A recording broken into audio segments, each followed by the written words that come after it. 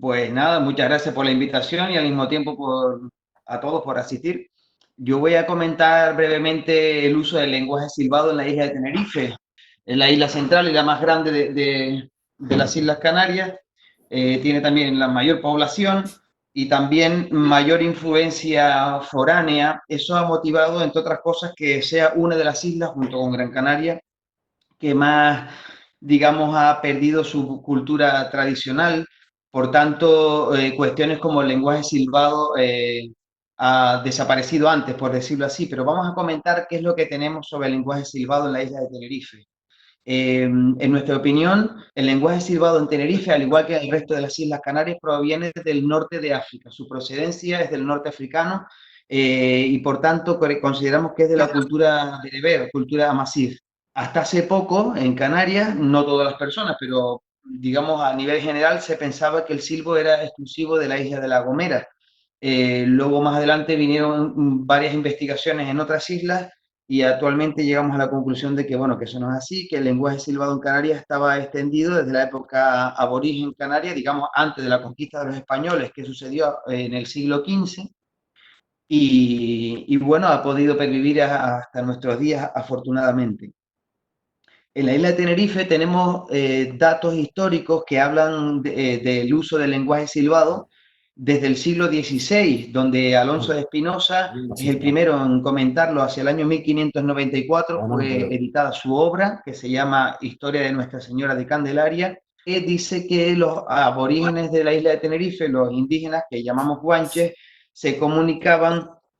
decía literalmente, cuando había guerra con ahumadas y con silbos se entendían. Muy poco después, otro historiador, que es Gonzalo Argote de Molina, publica también a finales del siglo XVI la misma información, pero añade un poco más y dice que cuando tenían guerra con ahumadas se entendían y con silbos quedaban de lo más alto, y el que los oía le silbaba al otro, y así de mano en mano en breve tiempo se convocaban y juntaban todos. Esto se publicó también en el año 1632 bajo el seudónimo de Juan Abreu Galindo. Pero curiosamente en el siglo XVIII, 1764, tenemos una información muy relevante para la isla de Tenerife a mano de un viajero escocés que se llama George Glass, que escribió una obra que se llama La historia del descubrimiento y la conquista de las Islas Canarias, donde cuando habla de la isla de Tenerife, en relación a los actos bélicos que sucedían entre sus primeros habitantes, o sea, los indígenas canarios de procedencia masif,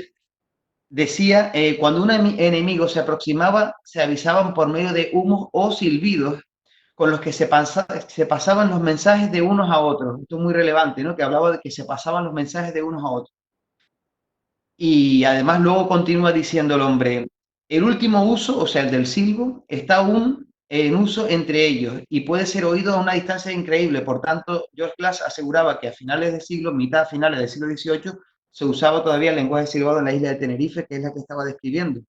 Pero es que tenemos también información más reciente. Por ejemplo, el doctor, que también es historiador, Juan Betancourt Alfonso, que es historiador de aquí, de la isla de Tenerife, comenta a finales del siglo XIX que el uso del lenguaje silbado era común entre los guanches, donde decía que ellos se establecían en las atalayas sobre las montañas y se comunicaban en poco tiempo y a grandes distancias, se daban las órdenes y noticias por medio de silbos y también con humo durante el día y hogueras por la noche, decía él. Y lo curioso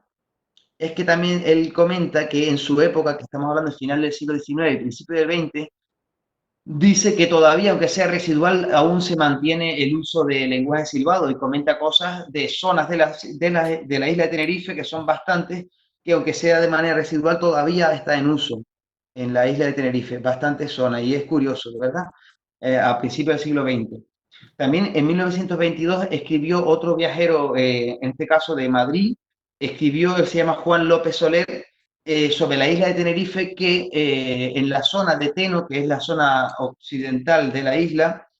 se comunican los indígenas cuando están distanciados de unos a otros, se entienden por medio de silbidos dialogados, eso quiere decir comunicación de lenguaje silbado. Por tanto, nos vamos acercando en el tiempo y claro, para alguno podría pensar que ya igual se pudo haber desaparecido hace casi 100 años, pero luego hubo algunos investigadores, que voy a citar algunos, que han hecho trabajo etnográfico reciente en la isla de Tenerife Uno de ellos es Maximiano Trapero, que es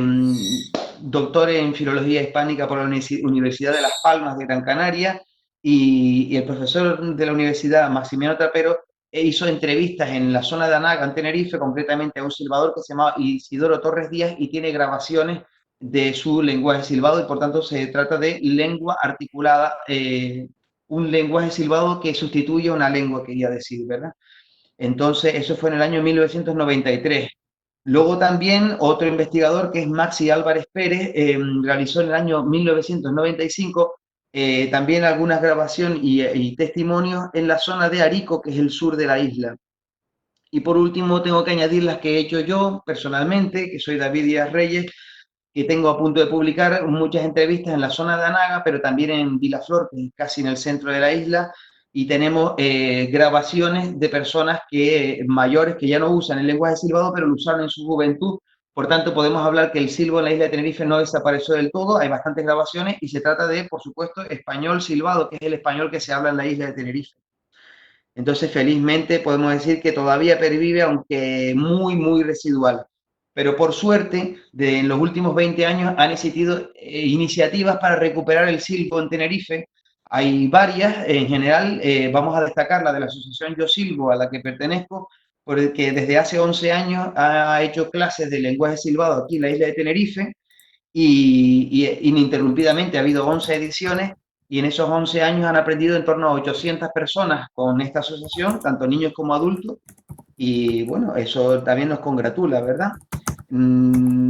Esto que decimos parece ser suficiente para afirmar que el lenguaje silbado articulado, que como ya comenté, sustituye a una lengua que es el español, es una realidad, y por tanto puede tener futuro, ¿no? Y nos gustaría decir que